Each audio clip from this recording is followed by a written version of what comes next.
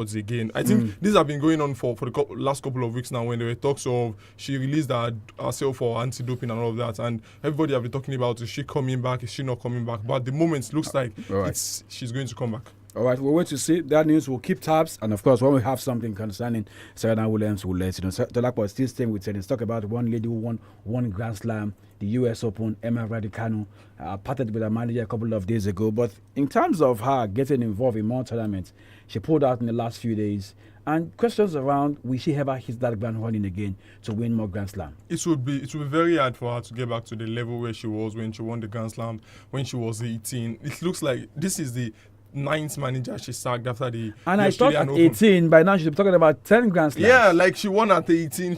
Though you are one of those people that talked about it then, that she might not just get to the level where many people have expected her to be. And now it is what is happening to her career now. Sad situation. She has not been able to bring that back to her career. And with the way things are for her, she might need to work very hard, because I think for ladies, they have the opportunity to get back to the top when it comes to long tennis, because there is inconsistency there, so you can perform in this competition and you go all the way to the semis, go all the way to the final. So let's see what happens to her. So is it the problem with Raducanu or the managers? I feel the problem is with her, not the managers. You don't sack 9 managers and say the problem is with them. Well, so let's talk about players who don't have issues as we speak. Rotterdam Open will go ATP 500 in Holland. Cam Norrie won his game against Spaniard Roberto Batista Agut in 2 straight sets. Also, Hugo Herbert won against Daniil Medvedev in 2 sets to 1, while homeboy Botic van der Zalp won his game against Luka Pavlovic in 2 straight sets, 7-6, 6-3. They head straight to Qatar, where we have the WTA 1000 going on also. There were a couple of games yesterday. The likes of Diana Yamtriska won a game, say, with Quenzeng, and Yelena Ostapenko and Maria Sakkari of Greece also won a game. There will be more games today. I mentioned Emma Raducanu. She didn't finish a game yesterday where at a point in time was 1 set apiece, but she could not move on in third set, and so the Brits had to resign. But let's talk some NBA on the show this morning. A few of the results of games played in the early hours of this morning, and then we'll jump to some football news before we wrap up the show. Orlando Magic won their game against Milwaukee Bucks, 118-99. Minnesota Timberwolves 138-116 against Atlanta Hawks. New Orleans Pelicans also were good in that game against Sacramento Kings, 120-94. And Portland Trail Blazers were good against Philadelphia's. They won 135-118. And there you have it, just a wrap of some selected results from the NBA games played in the early hours of this morning. Let's talk some football news before we head to the BBC to help us take there. But tonight there will be the Premier League games. There will be games in Italy in terms of the Coppa Italia. Of course, the DFE Pokal also will happen tonight. But let's talk about one league we don't usually talk about at this time of day. Let's talk about the Championship quickly, before we head to the BBC for the Premier League games that will be taking place later tonight. Middlesbrough FC, at a point in time, had Rob Edwards as the head coach. Was doing well with them, then jumped ship to Wolves to take charge of Wolves, and we know what Wolves have right now. They're struggling. But for Middlesbrough, something good is happening to them, even with the departure of the former head coach. 𝐃𝐈𝐒, the new coach of Middlesbrough, is doing a great job. I think for Coventry City, they are not performing well at the moment. They didn't win any of the last 3 games, 2 losses and 1 draw. And now Middlesbrough is now on top of the championship table. And it's looking like they might just be the one that would qualify automatically when you look at the form they are on at the moment. And if there is someone who will be regretting this now, I think it's for the Wolverhampton Wanderers coach. Is there anything for him to regret? Yeah, there is a lot for him to regret. Opportunity to coach in the Premier League, you jump at it. No, you especially if you have a chance to bring a team back to the Premier League the next season. You don't need to rush. There are some things in life you don't need to rush it. I feel like Rob Edwards rushed too much, and now he's in this situation where he might just... We're talking about opportunity in the Premier League. Opportunity in the Premier League for a team that would get relegated. At that time, it was not cast in stone they would relegate. At the moment as well, it's not cast in stone. Mathematically, they can still survive in the Premier League, but realistically, the job is about risk, they can't. Yeah, the job is about risk, but now the risk he made is not working out for him. Just because it didn't work? Yeah, no, at the moment, it's not working out for him. Middlesbrough is looking like a team that will be coming to the Premier League next season. And if Middlesbrough is coming back to the Premier League, the new coach, 𝐃𝐈𝐒, has done a good job already. He will be the coach in charge of this team in the Premier League next season. And Rob Edwards will be back in the Championship with Wolverhampton Wanderers. Yes, you might look at it and say he might get another opportunity to coach another team in the Premier League next season. But then you look at the way there will be a lot of managers outside after the FIFA World Cup next year.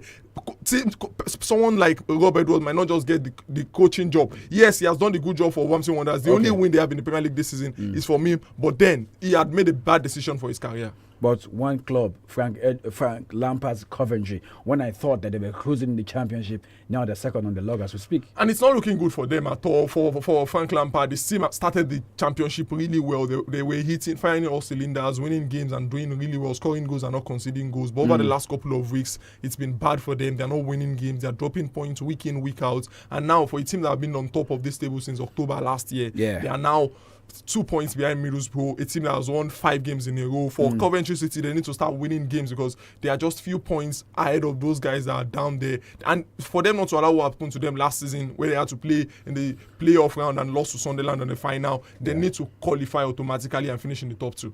And for Middlesbrough, we spoke earlier about them. They went to Sheffield, where they won by 2-1. And as we speak right now, they're top of the summit. Let's head straight to the BBC to help us cover the Premier League games happening tonight. A few news coming from Everton camp involving Jack Grealish. And when we come back, myself, DOLAPO, will see what we also got for you more from the world of football. The BBC with Shabna Units, Joe. BBC Premier League update from the home of Premier League football. Hello, I'm Shabnam Yunus-Jewell at the BBC Sports Centre. Midfielder Jack Grealish says he didn't want the season to end like this after confirming he's had surgery on a foot stress fracture. He was on a season-long loan at Everton from Manchester City when he was injured during a 1-0 win over former club Aston Villa. Eddie Howe says he's currently experiencing his toughest spell as Newcastle head coach. They've won just once in their last 9 games, including 3 consecutive defeats in the Premier League, leaving them in 12th place. Howe says he'd step aside if he didn't think he was the right man for the job. There's no doubt in my mind, and that's why I'm sat here. If there was, then I wouldn't be, because, as I said, the club's the most important thing. So I'd never put myself before the club if I didn't think I was the correct man to take the team forward and I could give the players what they need. Then I would step aside and let someone else do it.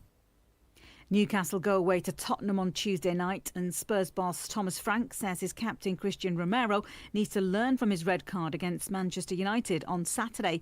Romero was sent off for an ugly tackle on Casemiro at Old Trafford, his 2nd red of the season and the 6th of his Spurs career. It's led to many critics labelling the defender a liability. Here's Frank. I think he's a leader. I said it before, he's a young leader.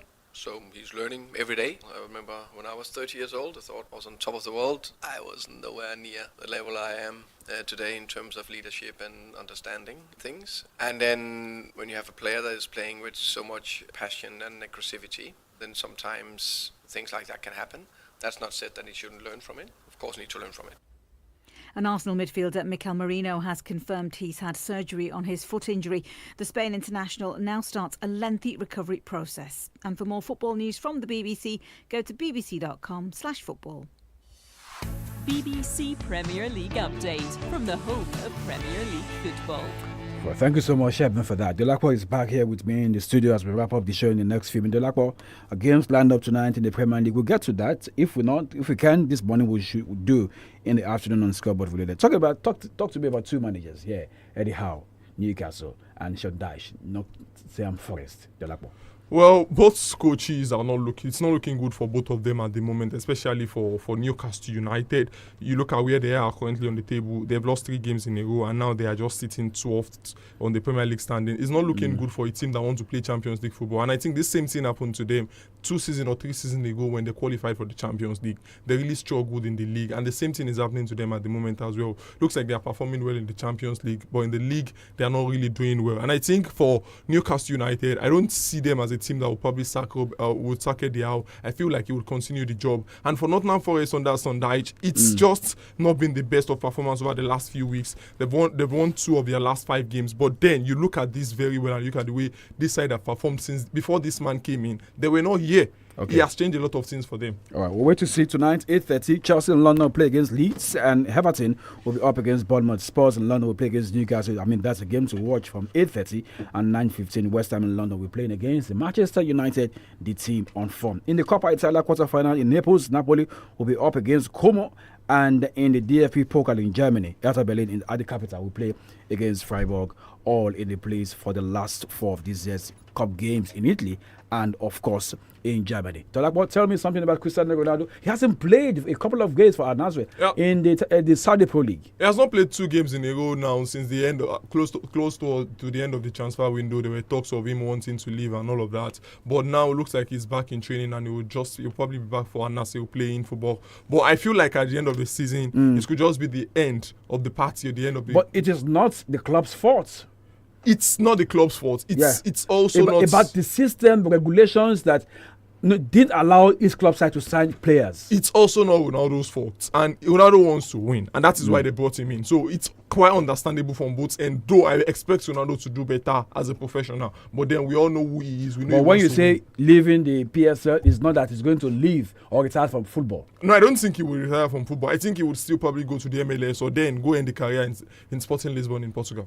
At 42, that's the much you can take on the show this morning. But don't forget, we'll be back here 3:30 this afternoon, and when we come, we'll expand the conversation around the world of sport. I am Peter Omo.